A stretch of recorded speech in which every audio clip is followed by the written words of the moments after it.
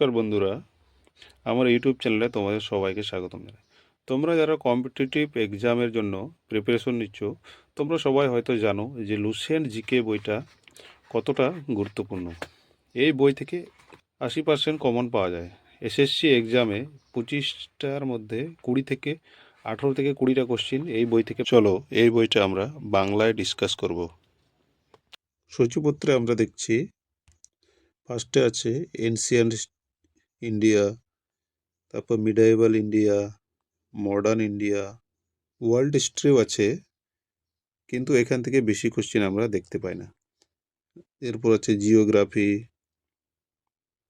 Environment, Indian polity থেকে কিন্তু সব এক্সামেই কোশ্চিন পাওয়া যায়। ইন্ডিয়ান ইকোনমি, ফিজিক্স, কেমিস্ট্রি, এরপর হচ্ছে বায়োলজি, মিসলেনি। এই মিসলেনি পোর্শন থেকে কিন্তু অনেক কোশ্চিন পাওয়া যায় এসএসসিতে, রেলওয়েতে এবং আদার্স যেগুলো কম্পিটিটিভ এক্সাম হয়, যেগুলো ওয়ান ডে এক্সাম হয়, সেই এক্সামগুলোতে কিন্তু এই লুসেন্ট বই কিন্তু খুবই রামবাণ হয়ে দাঁড়ায়। খুব কমন কোশ্চিন পাওয়া যায় এখান থেকে।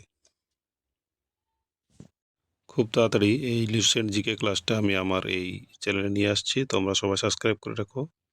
ভিডিও দেখার জন্য ধন্যবাদ।